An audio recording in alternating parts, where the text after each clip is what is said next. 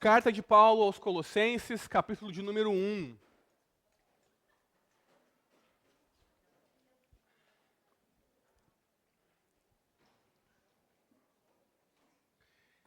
Irmãos, nós havíamos iniciado alguns domingos atrás a série de mensagens positivas na carta de Paulo aos Colossenses. Então, Deus nos abençoou e o Rubem nasceu no meio dessa série. Nós fizemos uma pequena pausa e o Michael expôs durante 3 domingos uma série de mensagens na carta de Paulo a Filemon, que é, como eu poderia dizer, uma carta, uma epístola gêmea a Colossenses. Essa carta a Filemon foi enviada a uma pessoa da mesma igreja dos Colossenses, na mesma cidade de Colossos, né, e trata de temas muito próximos também aos que nós veremos aqui, ou continuaremos a ver na carta de Paulo aos Colossenses. Por exemplo, nas 3 mensagens que nós ouvimos do Michael, a gente viu a importância do perdão, da comunhão e da obediência. E são coisas que nós vemos também Paulo tratar aqui. Eu e você somos perdoados, eu e você temos comunhão ou reconciliação com Deus, e eu e você também somos chamados a uma longa obediência na mesma direção, ou seja, a fidelidade no Evangelho para a glória de Deus e para o nosso bem. Então, hoje nós damos continuidade à série de exposições em Colossenses. Nós leremos os versículos 21 a 23 do primeiro capítulo. Irmãos, depois de Colossenses 1, 15 a 20, onde Paulo fala que Jesus Cristo é o Senhor da criação, não só da igreja, mas de toda a criação, e o autor da redenção, que está salvando, que está reconstruindo o seu povo ao longo da história, Paulo também nos diz que não há esfera de existência humana em que Deus não seja soberano e supremo. Ele é soberano e supremo sobre cada centímetro quadrado da existência humana, por causa da obra de reconciliação em Cristo Jesus. Então agora, com o seu coração alegre, poderíamos dizer assim, Paulo testifica que os colossenses também fazem parte dessa reconciliação, fazem parte desse povo que Deus está construindo. Eles se tornaram alvos da maravilhosa dádiva da reconciliação que Deus está executando por meio de Jesus. Então Paulo os lembra disso e os lembra também da grande mudança que ocorreu na vida deles por causa dessas verdades, de Cristo ser soberano, supremo e os haver reconciliado com Deus. Então vamos ler os versículos 21 a 23, perdão. Diz assim a palavra de Deus. E vocês, que no passado eram estranhos e inimigos no entendimento, pelas obras más que praticavam, agora, porém, ele os reconciliou no corpo da sua carne, mediante a sua morte, para apresentá-los diante dele, santos, inculpáveis e irrepreensíveis. Se é que vocês permanecem na fé, alicerçados e firmes, não se deixando afastar da esperança do Evangelho que vocês ouviram e que foi pregado a toda a criatura debaixo do céu, e do qual eu, Paulo, me tornei ministro. Até aí, irmãos, que Deus abençoe a pregação da sua palavra. Amém? O que essa passagem ela nos ensina nessa manhã é que nós precisamos permanecer, sim, firmes e alicerçados na fé em Jesus. Mas que isso só é possível por causa da obra de reconciliação de Cristo na cruz, que nos santifica e que nos capacita a perseverar. Eu e você somos chamados a permanecer firmes, mas eu e você não temos poder para permanecer firmes. Então o próprio Deus, a sua infinita bondade, e por meio da obra de reconciliação de Cristo na cruz, Ele mesmo nos mantém firmes e nos capacita a perseverar para a sua glória e para o nosso bem. Então essas verdades, nós vamos conversar a respeito delas nessa manhã em 2 pontos principais. O primeiro ponto principal nessa manhã é que a obra de Cristo em nosso favor muda a nossa vida completamente. Se eu e você depositamos a nossa fé em Cristo, se eu e você recebemos a dádiva do Espírito de ver e ouvir e compreender e depositarmos a nossa fé e esperança em Jesus, a sua obra em nós muda a nossa vida completamente. Nós vemos isso nos versículos 21 e 22. Irmãos, existem vários momentos definidores na vida dos seres humanos. Obviamente, o primeiro momento definidor é o nosso nascimento. Aonde nós nascemos, na época que nós nascemos, no continente que nós nascemos, a língua que nós falaremos. Isso muda a nossa vida ou define a nossa vida por completo.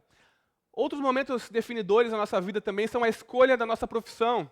O que nós vamos estudar, como nós vamos trabalhar, se nós tivermos essa oportunidade.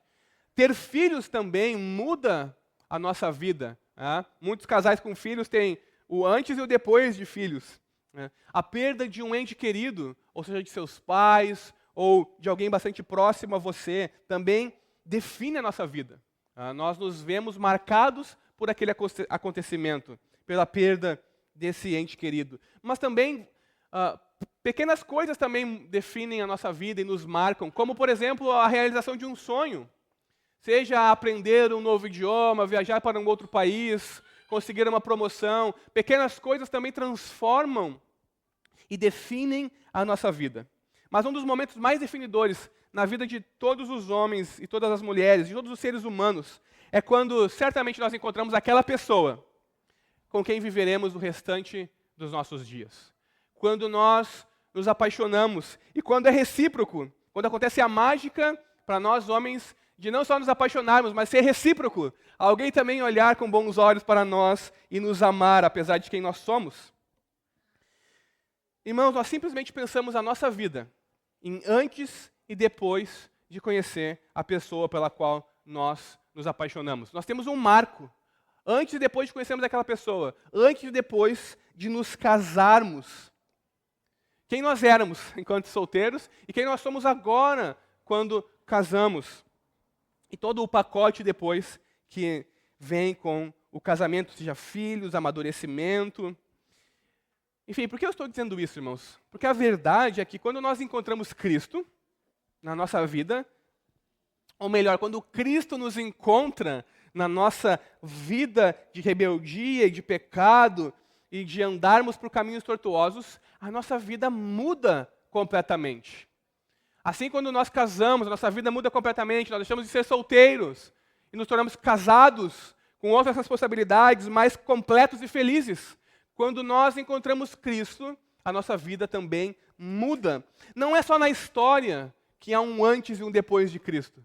Na nossa própria história também há um antes e um depois de Cristo. Há quem eu era antes de Cristo me alcançar, e há quem eu sou agora. O que Cristo está fazendo em mim por causa do seu poder e da sua graça que me alcançou. Irmãos, isso é assim, porque Cristo não só nos alcança, mas Ele nos resgata do nosso passado e nos transforma completamente. Eu e você, por causa de Cristo, não precisamos mais viver afastados de Deus. E essa é uma boa notícia do Evangelho. Irmãos, sem Jesus, aqueles irmãos lá de Colossenses, assim como eu e você hoje, somos estranhos e inimigos de Deus. Ou seja, há uma alienação, uma separação entre mim e você, entre você e Deus, entre eu e Deus, entre todos os seres humanos. Não é só uma separação, há uma hostilidade também. Nós somos inimigos de Deus. Nós pertencemos a outro reino. Nós temos outro Senhor. Então o rei, o Senhor verdadeiro, é nosso inimigo. O homem sem Cristo, irmãos, nós temos que entender essa verdade. Não está apenas distante de Deus. Sim, ele está distante de Deus. Nós estamos distante de Deus. Mas nós também somos algo muito mais profundo do que separados de Deus. Eu e você somos inimigos de Deus. Eu e você não somos apenas cegos em relação às coisas espirituais e a Deus quando nós não temos Cristo. Eu e você somos também rebeldes. Eu e você intencionalmente fazemos aquilo que é contrário à vontade de Deus, para o nosso próprio prazer e para a ira de Deus. Irmãos, eu e você adoramos deuses falsos e nos tornamos escravos do pecado, seja ele qual for, na nossa vida sem Deus, de modo que os caminhos do Deus verdadeiro parecem estranhos. Nos tempos modernos em que nós vivemos, temos relações sexuais apenas após o casamento. É algo completamente estranho, porque nós somos inimigos de Deus. Ou melhor, nós não estamos somente afastados de Deus, nós somos inimigos de Deus e nos opomos à vontade de Deus para nós, o desígnio de Deus para nós. Nós nos opomos a como Deus nos criou, por exemplo. Se nós não estamos satisfeitos com o gênero que Deus nos deu, nós podemos então torná-lo fluido e inventar diversas coisas contrárias àquilo que Deus diz na sua palavra. Então, irmãos, nós não somos apenas afastados de Deus. Eu e você somos inimigos de Deus no nosso entendimento. Eu e você somos inimigos de Deus naquilo que pensamos, o que se reflete, obviamente, como agimos. E ser inimigos do entendimento, irmãos, não é limitado a uma hostilidade apenas intelectual. A palavra de Deus diz tal coisa, mas eu acredito tal e tal coisa, eu vou viver dessa forma. Na verdade, quando nós estamos fora do nosso relacionamento com Deus, isso estraga toda a nossa vida, apodrece toda a nossa vida como um todo. Não só os nossos pensamentos são afetados, mas também o nosso comportamento, porque pensamento e comportamento estão interligados. O nosso comportamento crônico e pecaminoso distorce a nossa mente para que nós sejamos cada vez ainda mais inimigos de Deus.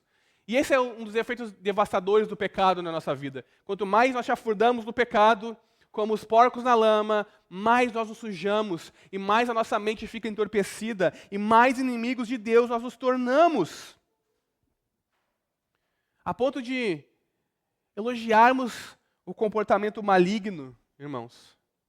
Liguem as notícias, ouçam comentários nas redes sociais, conversem com pessoas que não têm Deus. Vocês verão como as pessoas estão longe de Deus, mas não apenas longe, mas como elas são inimigas de Deus, aprovando e incentivando aquilo que é contrário a Deus e a sua palavra. E não somente isso, mas também gerando medo dos outros e vontade de causar dano a outras pessoas. E é por isso que nós temos um mundo cheio de violência hoje. Aqueles que são inimigos de Deus se tornam escravos do pecado. E o pecado causa dano na vida delas. E a vida delas sai do controle. Esses são os efeitos devastadores do pecado na nossa vida. Mas a boa notícia do Evangelho é que eu e você não precisamos mais estar afastados ou sermos inimigos de Cristo. Ele nos reconciliou com Deus. Cristo resgata-nos então do nosso passado. Cristo resgata-nos do nosso passado, irmãos.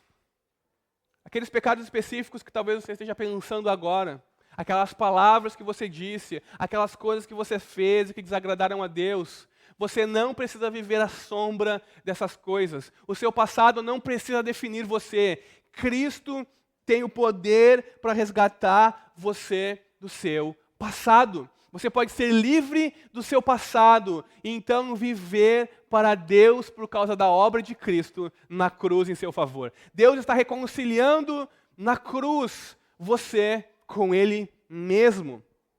Mas as boas novas do Evangelho não param por aí. Cristo não apenas nos resgata do nosso passado. Ele nos transforma no nosso presente. Eu e você somos agora, então, reconciliados com Deus. A obra maravilhosa de Cristo soluciona a trágica situação do nosso passado. Sim, eu e você temos perdão pelo nosso passado, pelos nossos pecados, pela nossa rebeldia, por tudo o de mal e ruim que fizemos contra os outros e contra Deus. Assim como Deus perdoou os colossenses, Ele também nos perdoa. Mas, devido à nossa total incapacidade, eu e você não conseguimos atravessar essa brecha de inimizade entre nós e Deus. Eu e você estamos mortos, a Bíblia nos diz, nos nossos delitos e pecados. Eu e você precisamos de ajuda externa. Eu e você precisamos de alguém que venha e nos resgate. E é exatamente por isso que Deus envia o seu Filho, para nos reconciliar com Ele. Nós não podemos nos libertar do nosso passado. E nós não podemos ser transformados pelo nosso próprio poder no presente. Nós precisamos de alguém que faça isso em nosso lugar. E é exatamente isso que Cristo faz ao morrer na cruz. Ao colocar os nossos pecados sob o seu sangue, Cristo realiza a única coisa que era possível para nos reconciliar com Deus: a sua morte naquela cruz. Então, com base nesse acontecimento crucial da história da humanidade, Cristo Jesus morreu pelos pecadores, dos quais eu e você estamos incluídos. A nossa situação, então, ela é mudada radicalmente, se pela fé nós recebemos aquilo que Cristo fez pela nossa vida e em nosso favor. Então, agora nós podemos ter um novo relacionamento com Deus. O nosso passado é perdoado e o nosso presente agora é transformado. De inimigos, podemos ser amigos, filhos e filhas de Deus. De inimigos, passamos a ser povo de Deus. Por quê? Porque a reconciliação em Cristo quebra o ciclo do pecado na nossa vida. Eu e você não precisamos mais ser atormentados, amarrados pelo pecado na nossa vida. O poder de Cristo na cruz quebra o ciclo do pecado, cura o relacionamento quebrado que eu e você temos com Deus. Deus constrói a ponte que nós éramos incapazes, então Deus cura e nos conecta novamente com Ele. E nos torna santos diante dEle. E Paulo nos diz que Jesus fez isso no seu corpo físico, ou literalmente no corpo da sua carne, como a palavra de Deus está dizendo. Irmãos, Jesus Cristo, o Deus homem, aquele que é totalmente Deus, mas também completamente ser humano, como eu e você, partilha a nossa existência, experimenta o nosso sofrimento, suporta o nosso pecado e todas as consequências do peso do nosso pecado nas suas costas naquela cruz, pagando o mais elevado de todos os preços, a morte, para que eu e você pudéssemos ser reconciliados com Deus e não mais escravos do pecado, mas temos o nosso presente transformados, sermos amigos, filhos de Deus. E qual é o objetivo de Cristo com isso? Paulo nos diz que o objetivo de Cristo é nos apresentar diante de Deus, aos olhos de Deus, sem manchas e livres de qualquer acusação. Paulo ele está utilizando uma linguagem sacrificial aqui, que aponta para o Antigo Testamento, quando ele fala apresentar, irrepreensível e inculpável. Quando Paulo diz que Jesus morreu para nos apresentar irrepreensíveis e inculpáveis diante de Deus, ele está dizendo o seguinte, apontando para o Antigo Testamento, para demonstrar que, assim como aqueles animais que eram apresentados diante de Deus, tinham que ser puros, sem mancha, é exatamente o que Deus está fazendo agora conosco, por causa do sacrifício de Cristo. E o objetivo que Cristo realiza aqui é triplo. Que Deus, ao provar a nossa vida, possa achá-la então santa, inculpável e irrepreensível, como diz o texto. Irmãos, o termo santo, mais uma vez, é usado para designar os sacrifícios do Antigo Testamento, mas não só os sacrifícios, mas também o altar e todo o instrumentário que pertencia ao templo e ao tabernáculo. Irrepreensível, por sua vez, se refere ao sacrifício. O sacrifício tinha que ser sem falhas, sem mancha, irrepreensível. O animal tinha que ser perfeito. Ou seja, digno de ser oferecido ao Senhor. Então eu e você, santos, separados para Deus, vivos para Deus, irrepreensíveis, dignos de serem colocados diante de Deus, dignos de estarem diante de Deus. Mas não só santos e irrepreensíveis, mas também inculpáveis. Inculpável aqui não decorre da imagem do sistema sacrificial do Antigo Testamento. Paulo está mudando um pouco a metáfora aqui e está indo para as cortes romanas daquela época. para o fórum e para toda a questão de justiça e moralidade da época. Então ele se refere aqui com inculpável a uma pessoa ser sem repreensão. É uma pessoa que é acusada, mas ela chega no tribunal e ela não pode ser repreendida, porque ela não se acha falha nela. Aquilo que a acusaram é falso e não é verdadeiro. Ou seja, um indivíduo de boa reputação e que age de forma correta. Irmãos, o que Paulo está falando aqui é que eu e você não somos só transformados para sermos santos e irrepreensíveis, mas também inculpáveis diante de Deus. Ou seja, a justiça de Cristo é imputada a nós, é concedida a nós. É isso que significa ser imputado. É nos dada de forma gratuitamente pela fé somente. Então, eu e você, diante de Deus, somos também inculpáveis. Quando eu e você fomos apresentados diante do tribunal de Deus, no dia da revelação de Jesus, nenhuma acusação será levantada contra nós. Porque nós somos inculpáveis, porque nós somos maravilhosos e bons e perfeitos? Não!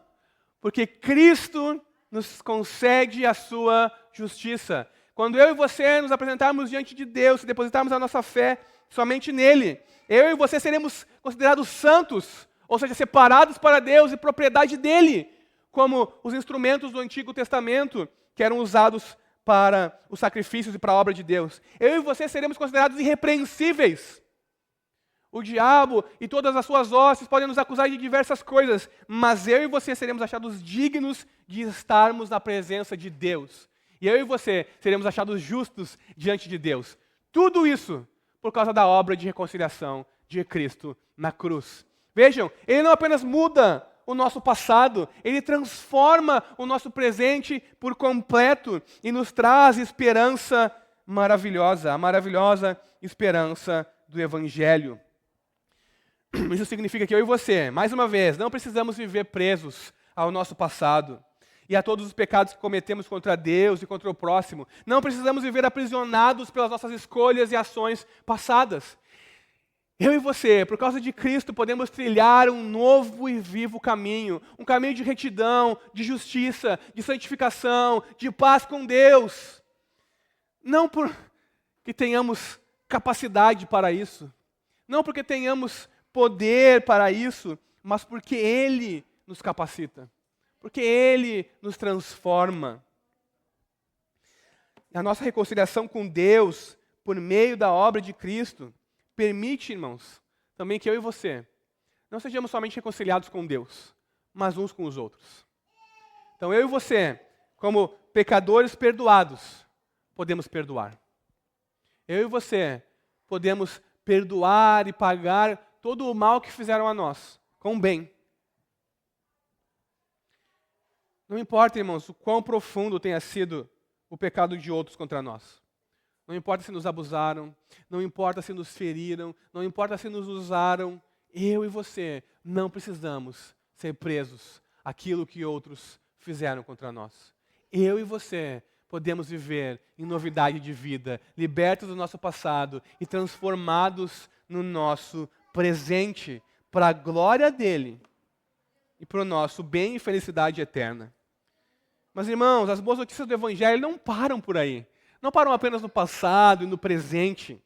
Cristo não apenas nos resgata e nos transforma.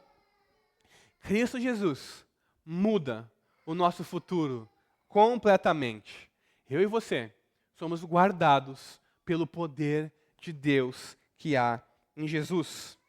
Então, o meu primeiro ponto principal, a obra do Evangelho muda a nossa vida completamente. Agora, o meu segundo ponto principal, que eu e você somos guardados pelo poder de Deus. Ou seja, por causa da reconciliação de Cristo na cruz, em nosso favor, nós não somente somos mudados, mas também temos a esperança, recebemos a esperança no Evangelho, de sermos capacitados a perseverar e sermos fiéis até o fim.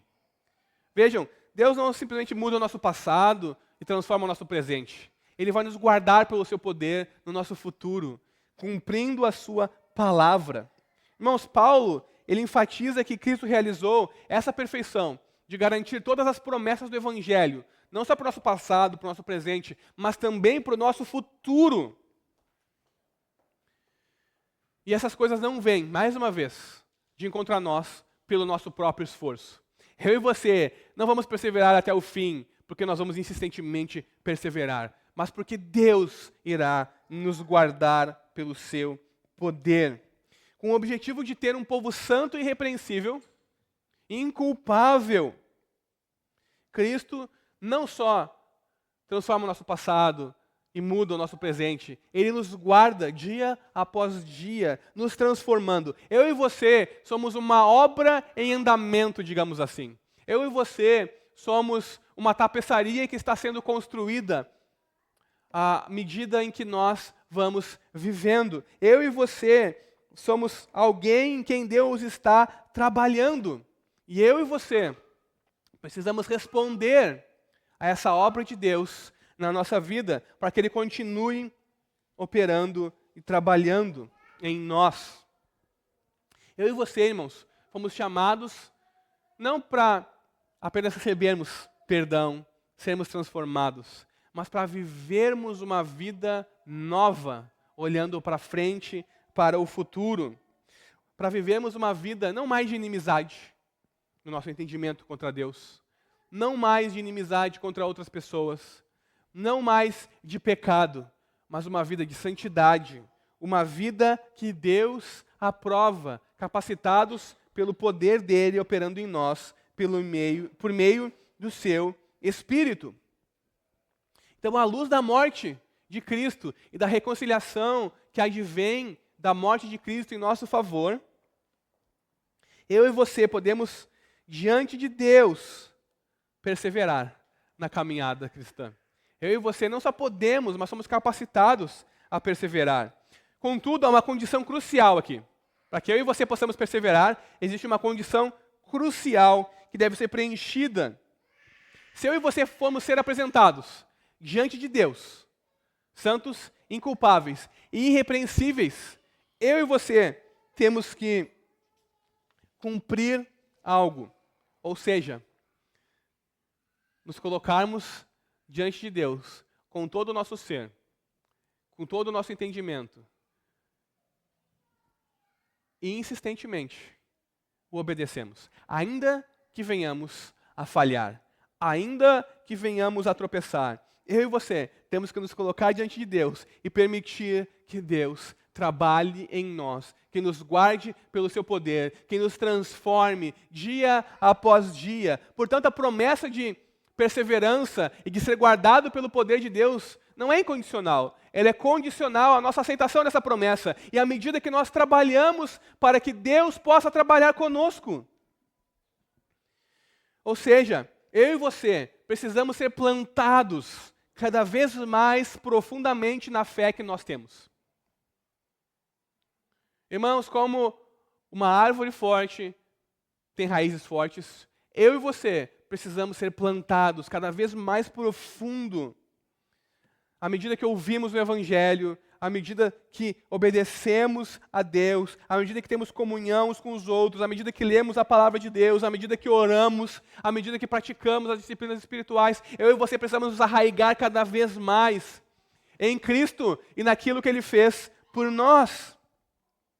Para que não sejamos como uma semente que é plantada entre rochas, que não cria raízes. Então vem a provação, a perseguição, as dificuldades, e ela murcha. Vem o sol forte do verão, e ela não tem raízes, e ela murcha. Eu e você somos chamados a não sermos assim. Irmãos, a parábola do semeador nos conta exatamente isso, que eu e você precisamos ter raízes profundas, e nos afixarmos ao evangelho da nossa salvação, da nossa esperança. Eu e você precisamos ter raízes. O nosso coração precisa ser uma terra fértil e boa, não pedregosa ou espinhosa, para que não morra no meio do caminho, mas para que a semente vire uma plantinha, e a plantinha vire uma árvore, e essa árvore então dê frutos, e nós possamos permanecer, apesar das tempestades, apesar do vento, apesar das dificuldades, apesar das intempéries do tempo, eu e você permaneceremos, porque criamos raízes e somos guardados, então, pelo poder de Deus.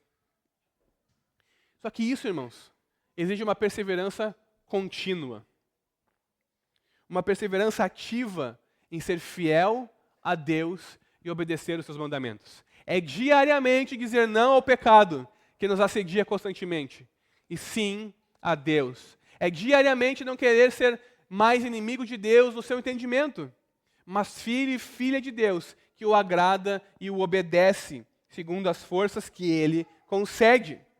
Eu e você precisamos estar arraigados, firmes então, alicerçados na fé.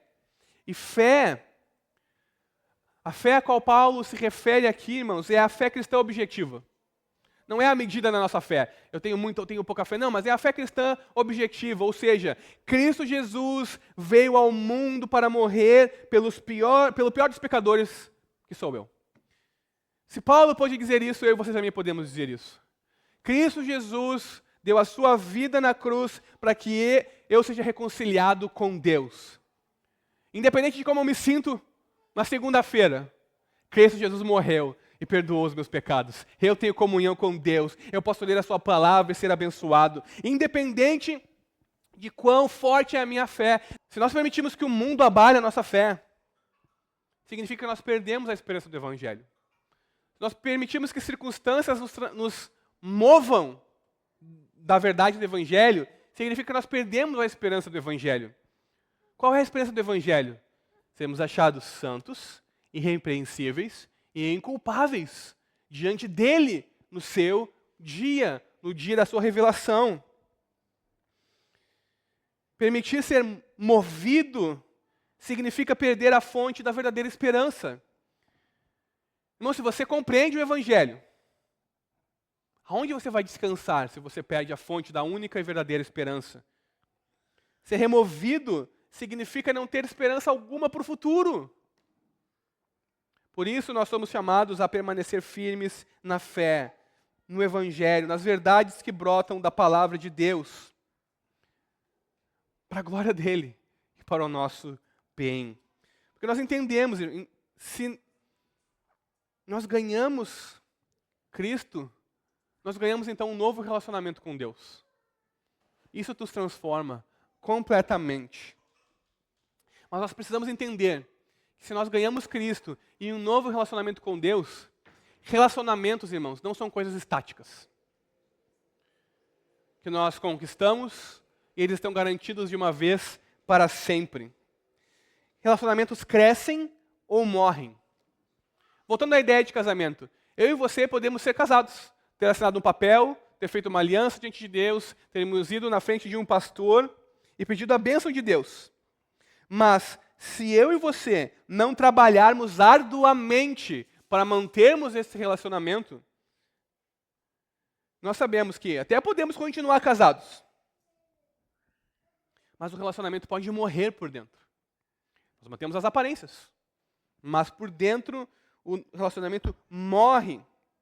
Ou seja, se nós não nos envolvermos, irmãos, intencionalmente, dia após dia, o nosso casamento pode morrer. E o nosso relacionamento com Deus também. Se nós negligenciarmos ou flertarmos com outras coisas, com o mundo e com aquilo que Ele nos oferece, nós podemos colocar o nosso relacionamento com Deus em risco. É por isso que Paulo está dizendo aqui, fiquem firmes no Evangelho que vocês primeiro ouviram, na esperança que vocês têm. Não sejam removidos, demovidos, mudados, porque essas coisas não são esperança alguma.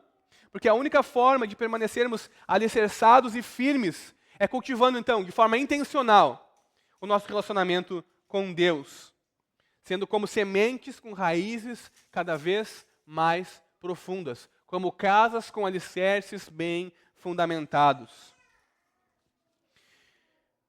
Um pequeno desvio aqui. Irmãos, na época dos Colossenses, assim como hoje, há muitos falsos ensinos que também nos removem da esperança do Evangelho. Há muitos falsos ensinos que nos afastam da verdadeira esperança do Evangelho.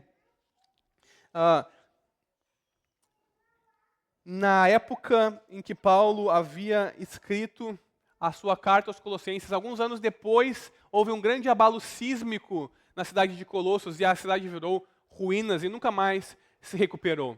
Quando nós não estamos firmes no Evangelho, é como se houvesse um terremoto e toda a nossa vida se transforma em ruínas. E é exatamente isso que um falso ensino pode fazer na nossa vida. Nós temos ali uma casa bem fundamentada, mas vem então um terremoto e transforma tudo o que nós temos em ruínas. O que nós temos que aprender aqui, irmãos? Assim como os colossenses estavam sendo atacados por falsos mestres e falsos ensinos, eu e você, o tempo todo, somos também atacados por falsos mestres e por falsos ensinos. E nós, muitas vezes, os carregamos conosco, no nosso próprio bolso. Irmãos, essa é uma situação que nós vivemos diariamente. Eu e você precisamos confiar na palavra de Deus. Eu e você precisamos confiar no Evangelho. Eu e você precisamos nos aproximar de homens que são fiéis a Deus, de mulheres que amam e são tementes a Deus, cujo ensino condiz com a verdade bíblica. Eu e você não podemos ser levados por todo o vento de doutrina. Eu e você não podemos ouvir, ali está Jesus, e correr para lá. Eu e você não podemos ouvir, não, Jesus está aqui agora, então correr para lá. Eu e você temos que estar firmes no Evangelho que nós recebemos. Porque somente o Evangelho que nós recebemos, de que Jesus morreu pelos nossos pecados, e que se nós nos arrependemos e confessarmos nossos pecados, Ele nos perdoa e nos aceita, e nos guardará pelo seu poder até o fim.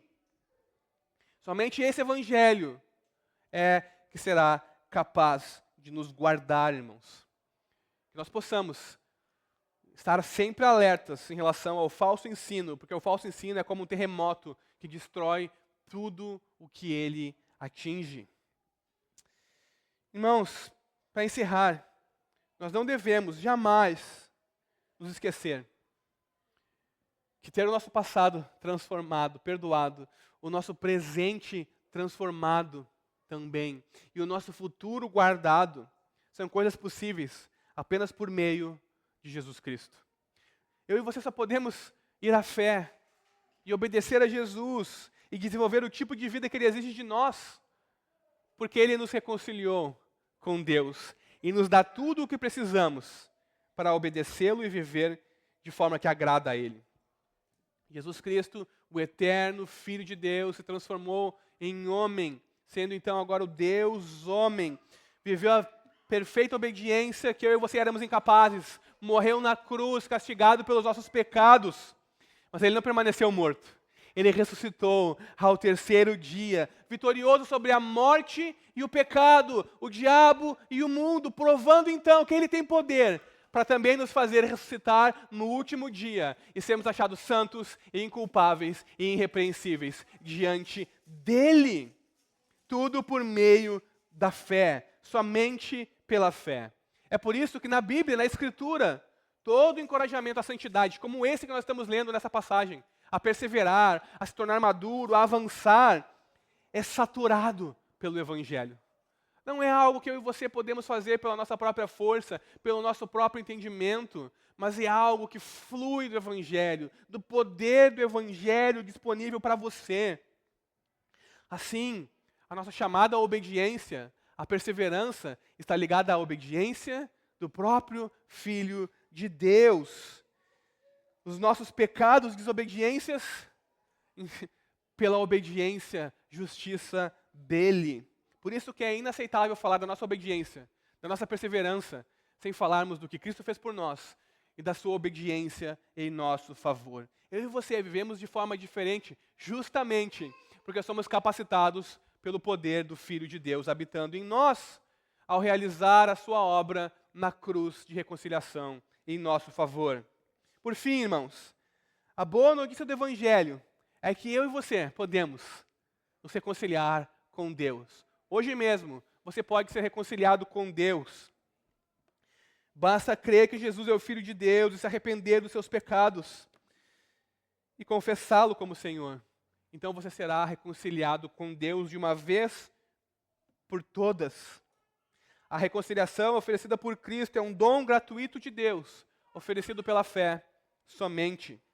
E é essa esperança que os colossenses ouviram. É isso que nós estamos ouvindo hoje. É isso que é pregado em todo o mundo. E essa é a única mensagem que pode reconciliar o homem com Deus. Então, como o evangelho está sendo proclamado em todo o mundo, como Paulo foi ministro do evangelho, apóstolo, assim como homens hoje pregam o evangelho, exatamente como eu estou fazendo, porque o evangelho é a única mensagem capaz de nos transformar e nos reconciliar com Deus. Na verdade, somente o evangelho pode nos reconciliar com Deus. Somente em Cristo há reconciliação com Deus. E Deus está então nos convidando a participar com Ele da reconciliação e da renovação de todas as coisas que Ele está realizando. Lembre-se, Colossenses 1, 15 a 20. Ele é o Senhor da criação, o Senhor cósmico, e o Senhor também da nova criação, da igreja. Ele está nos convidando a fazer parte do seu povo, a participarmos com Ele, a vivermos em novidade de vida, libertos do nosso passado, transformados no nosso presente e guardados no nosso futuro. Tudo por meio de Jesus Cristo. Amém? Vamos orar?